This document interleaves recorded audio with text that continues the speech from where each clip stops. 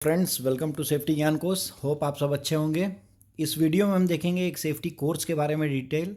ये सेफ्टी का कोर्स की जो एप्लीकेशन है वो कहाँ की है, कैसे अप्लाई करना है, क्या क्वालिफिकेशन मांगी गई है। तो आइए आगे बढ़ते हैं। देखिए, जो कोर्स के बारे में हम बात कर रहे हैं इसका नाम है post diploma in industrial safety. और ये जो करिकुलम है ये आरएलआई कानपुर मतलब रीजनल लेबर इंस्टीट्यूट कानपुर में कंडक्ट किया जाएगा। आप देख सकते हैं ये जो कोर्स है ये आरएलआई और सीएलआई जो कॉलेजेस हैं, रीजनल में जो है रीजनल लेबर इंस्टीट्यूट और सेंट्रल में सेंट्रल लेबर इंस्टीट्यूट मुंबई, वहाँ के सेपरेट सेपरेट फॉर्म्स आ चुके हैं। हम इस वीडियो में जानेंगे कानपुर रीजन के बारे में। जो एप्लीकेशन आई है उसमें कैसे अप्लाई करना है, कौन कौन से जोन से लोग अप्लाई कर सकते हैं, तो वो सब डिटेल हम देखते हैं वीडियो में। एकेडमिक ईयर जो है 25-26 के लिए है। देखिए, सबसे पहली ज़रूरी चीज़ है कि सेफ्टी की जो कोर्स है वो इम्पॉर्टेंट है फैक्ट्री मैनेजमेंट के लिए, स्टेचुटरी रिक्वायरमेंट कंप्लाइंसेस के लिए of safety officers under section 40B of factories act 1948। ये पोस्ट डिप्लोमा कोर्स जो है आरएलआई कानपुर में 1982 से हो रहा है। मतलब आप देख सकते हैं 1982 एक लंबा टाइम हो चुका है। तो पीडीआईएस जो कोर्स हो रहा है ये कंडक्ट किया जा रहा है, जो board of technical education UP, Uttar Pradesh technical board की जो है सर्टिफिकेट है वो आपको दिया जाएगा। ड्यूरेशन देखेंगे कोर्स के बारे में, तो कोर्स जो है वो फुल टाइम कोर्स है, 1 ईयर का कोर्स है और अगस्त 2025 में इसकी क्लासेस स्टार्ट होंगी। देखिए, कोर्स जो है वो conducted through classroom session, lecture, discussion, case study, laboratory exercises. इसके थ्रू का ऑनलाइन नहीं है, आपको कॉलेज जाना है। Term work and project work भी मिलेंगे इस पीरियड में जो आपको कंप्लीट करना होगा। स्पॉन्सर्ड कैंडिडेट्स और नॉन स्पॉन्सर्ड कैंडिडेट दो चीज़ें आएंगी। तो इसमें ये अभी हम नोट करेंगे कि स्पॉन्सर कैंडिडेट को जो है वो खुद अपना जो टर्म वर्क और प्रोजेक्ट वर्क करने के लिए अरेंजमेंट करना है। बाकी के लिए जो रहता है नॉन स्पॉन्सर कैंडिडेट्स के लिए ये थोड़ा सा हेल्प प्रोवाइड करते हैं। देखते हैं एग्जामिनेशन जो होगी इसकी। एग्जामिनेशन जो होगा वो फाइनल एग्जामिनेशन जो कंडक्ट होगा वो board of technical education Uttar प्रदेश होगा। और उसकी जो टाइमलाइन होगी, एग्ज़ाम का शेड्यूल रहेगा, वो यूपी की वेबसाइट पे आएगा और वहीं कॉलेज वाले आपको बताएंगे। रिजर्वेशन जो पॉलिसीज़ है वो पॉलिसी जो गवर्नमेंट ऑफ यूपी की रहेगी वो चलेगी। एक्स सर्विसमैन के लिए भी होगा और EWS category economically weaker section के लिए भी जो होगा वो गवर्नमेंट गाइडलाइंस के अकॉर्डिंग होगा। देखिए, क्वालिफिकेशन एंड एक्सपीरियंस सबसे ज़रूरी चीज़ है। एजुकेशनल क्वालिफिकेशन क्या चाहिए post diploma in industrial safety करने के लिए। तो सबसे पहला देखेंगे डिग्री और diploma in any branch of technology और इंजीनियरिंग। मतलब आपको या तो बैचलर ऑफ इंजीनियरिंग BE या बैचलर ऑफ टेक्नोलॉजी BTech करना है किसी भी डिसिप्लिन में। दूसरा क्या है, डिग्री इन फिजिक्स और chemistry as a major subject from recognised university institute. मतलब आपके पास फिजिक्स या केमिस्ट्री एक मेजर सब्जेक्ट होना चाहिए ग्रेजुएशन में जो आपने किया है। नोट में दिया गया है, देखिए, BSc and MSc degree with physics और chemistry as a major subject will be considered only from UGC approved colleges. मतलब ये दोनों सब्जेक्ट्स में से एक होना चाहिए और UGC कॉलेज होना चाहिए। डिप्लोमा जो होना चाहिए वो DT जो डायरेक्टरेट या council of technical education AICTE approved होना चाहिए। ये सारी चीज़ें तो दी गई हैं। देखिए, इन्होंने एक क्लॉज दिया है D जिसको हमने हाईलाइट किया है। Candidates who have pass the ADIS PDIS DIS examination affiliated conducted by any state board council directorate of technical education will not be eligible to apply for the course। मतलब अगर आपने already कहीं से course कर रखा है। देखिए, हम बात करते हैं ADIS मतलब advance diploma in industrial safety. ये जनरली महाराष्ट्र में जो होते हैं वो ADIS होती है। PDIS जो आरएलआई कानपुर में हो रहा है और अदर अदर रीजनल जो कॉलेजेस में है वहाँ हो रहा है। DIS diploma in industrial safety. ये स्टेट के नाम से अलग अलग हैं पर ऑलमोस्ट जो कोर्स है वो सेम है, सेम रिकॉग्नाइज्ड है, बट जो है वो डिफरेंट स्टेट टेक्निकल बोर्ड से है। देखते हैं एक्सपीरियंस जो मांगा गया है। जो भी आप देखते हैं, फॉर एग्जांपल अगर हम बात करते हैं ADIS की, ADIS मुंबई में होता है। ADIS करने के लिए आपको नील एक्सपीरियंस चाहिए। ऐसा कोई भी मैंडेटरी नहीं है कि आपके पास एक्सपीरियंस होना चाहिए, वहाँ से आप ये सेम डिग्री कर सकते हो। पर जब बात आती है RLI CLI की तो वहाँ अप्लीकेशन भरने के लिए आपको मिनिमम 2 इयर्स का पोस्ट क्वालिफिकेशन एक्सपीरियंस होना मैंडेटरी है। यही एक रीज़न है कि RLI CLI के जो इम्पोर्टेंस है मार्केट में वो बहुत ज़्यादा है। और एक और भी रीज़न है, वो ये है कि अदर स्टेट्स के आप मोस्टली कॉलेजेस से अगर आप एनरोल करते हो तो वहाँ आपको रेगुलर क्लासेस कंडक्ट नहीं होती हैं, या आप होती भी हैं तो आप नहीं भी जाएंगे तो मैनेज होती हैं। पर RLI एंड CLI में आपको अटेंडेंस जो है एक मैंडेटरी चीज़ है, आपको रेगुलर क्लासरूम अटेंड करना है, इसलिए ये थोड़ा सा ज़्यादा इनका इम्पोर्टेंस है। देखिए 2 साल का एक्सपीरियंस होना चाहिए आपको मैन्युफैक्चरिंग, मेंटेनेंस या सेफ्टी डिपार्टमेंट में, या आप BOCW एक्ट के अंडर में जो कंस्ट्रक्शन साइट है वहाँ होना चाहिए, या DG fastly DISH approved research training educational institute in the field of occupational health and safety में होना चाहिए, या government department interested with the administration of any safety legislation in India उससे होना चाहिए, या पोर्ट और डॉक पे आपने काम किया है, तो ये सारे जगह के एक्सपीरियंस जो रहेंगे वो वैलिड रहेंगे। देखिए एक चीज़ इसमें नोट करने वाली बात है, एक्सपीरियंस ड्यूरिंग ट्रेनिंग पीरियड और प्रोबेशनरी पीरियड और apprenticeship period will not be considered. मतलब आपने अगर कोई ट्रेनिंग पीरियड है या प्रोबेशन पीरियड में आप रहे हैं, अप्रेंटिस किया है, वो एक्सपीरियंस काउंट नहीं होगा।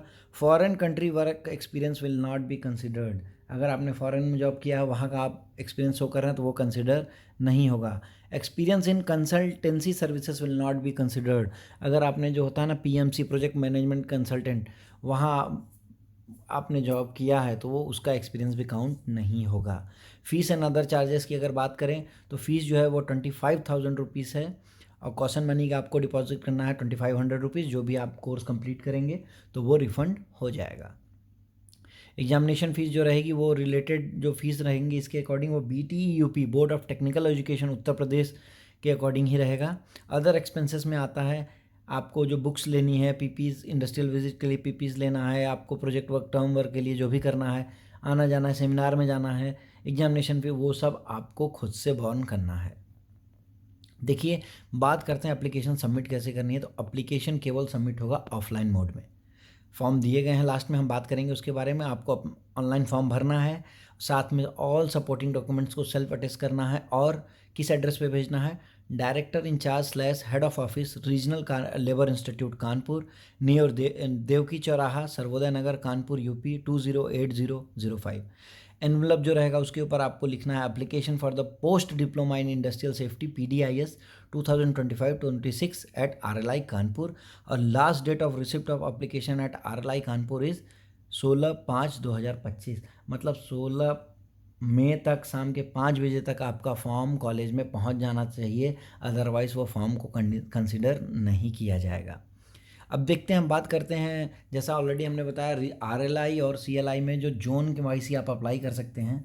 हम अभी RLI कानपुर के बारे में बात कर रहे हैं, तो इसमें हम देख सकते हैं किस जोन के जो अप्लीकेंट्स हैं वहाँ अप्लाई कर सकते हैं। देखिए candidates working in the state of Madhya Pradesh, पहला मध्य प्रदेश, दूसरा छत्तीसगढ़, तीसरा उत्तराखंड, चौथा राजस्थान एंड उत्तर प्रदेश।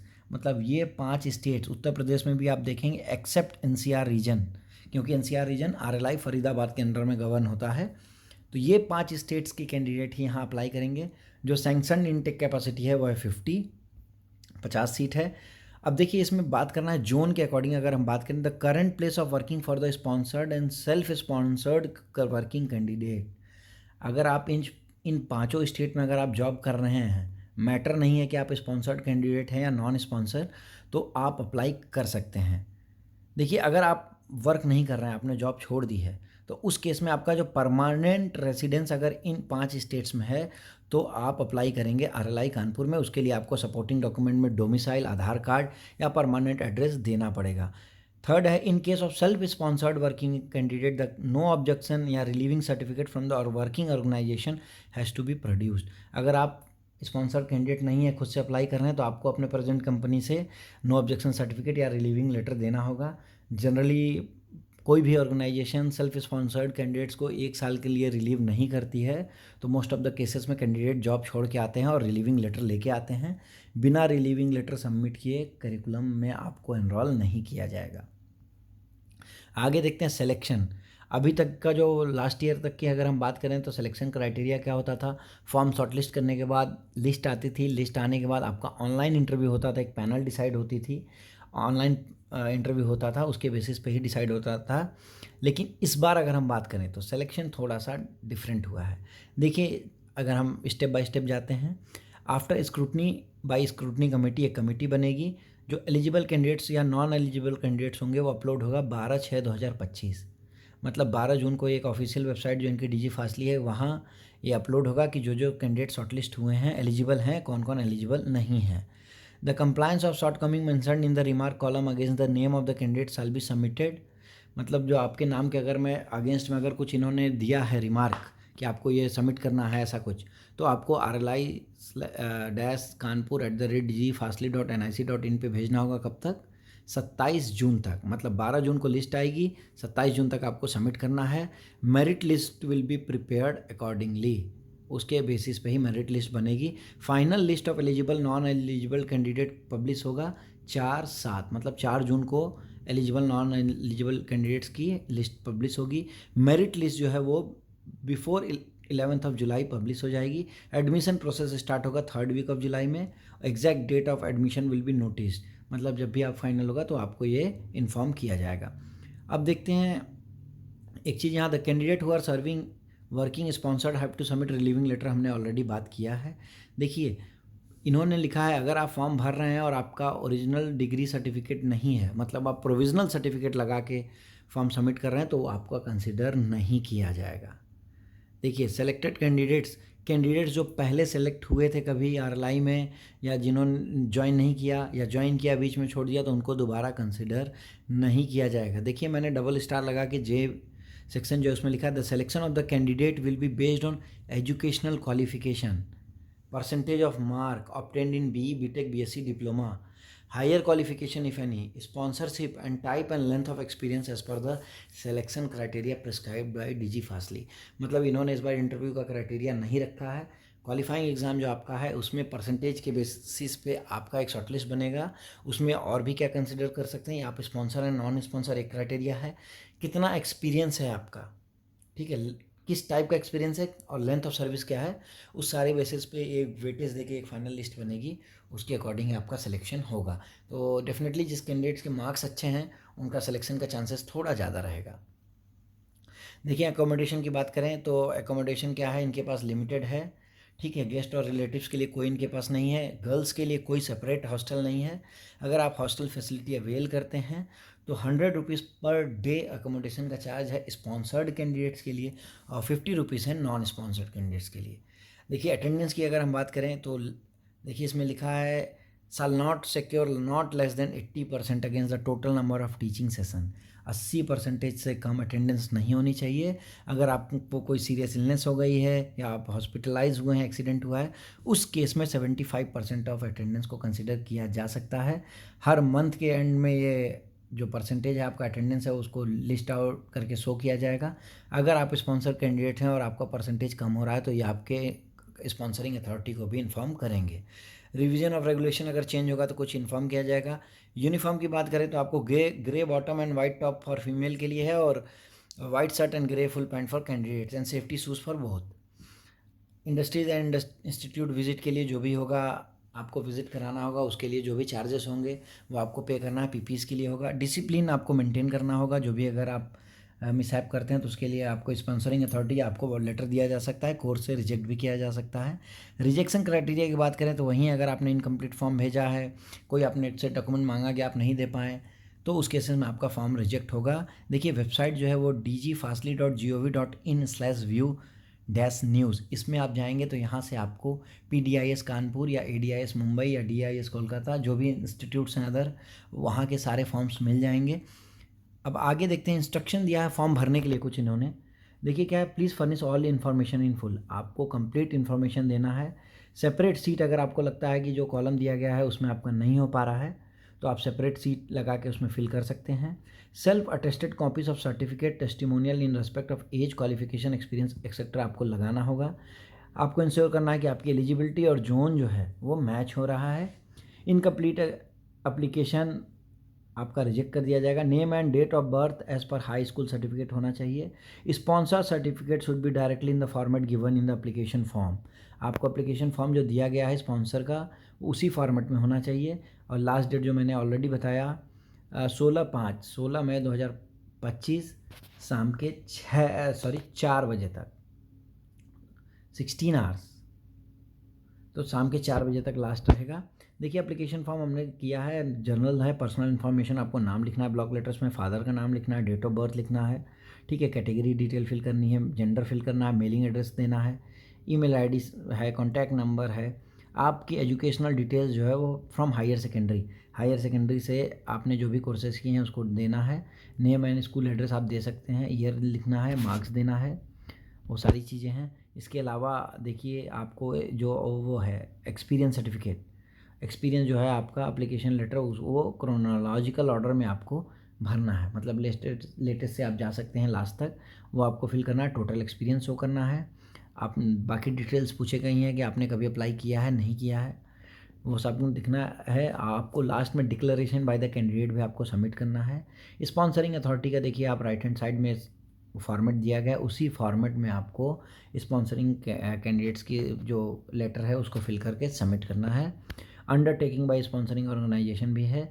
और लास्ट में आप देखेंगे एक चेकलिस्ट दी गई है। चेकलिस्ट मीन्स आपको फॉर्म्स के साथ क्या क्या अटैच करना है, वो सारी चीज़ें आपको लगा के फॉर्म को फिल करके भेजना है। तो कैंडिडेट से एक अच्छा अपॉर्चुनिटी है, जिन्होंने कोर्स नहीं किया है, जिनके पास मिनिमम एक्सपीरियंस है सेफ्टी का या अदर फील्ड का, वो बिल्कुल अप्लाई कर सकते हैं। एक बहुत अच्छा अपॉर्चुनिटी है, आप डेफिनेटली इसको अप्लाई करिए और फॉर्म को बिल्कुल अच्छे से भरिए। कोई डाउट होता है आप हमारे कमेंट सेक्शन में ज़रूर लिखिए और फॉर्म फिलअप करिए और वेट करिए। होप आप सब सेलेक्ट होंगे और यहाँ से 1 ईयर का जो फुल टाइम जो PDIS है वो करेंगे और अच्छे इंस्टीट्यूट्स में आपको, अच्छे ऑर्गेनाइजेशंस में आपको जॉब मिलेगी। तो थैंक यू फ्रेंड्स हमसे कनेक्टेड रहने के लिए, और कंटेंट अच्छा लगा हो तो ज़रूर लाइक करें, शेयर करें एंड सब्सक्राइब करें।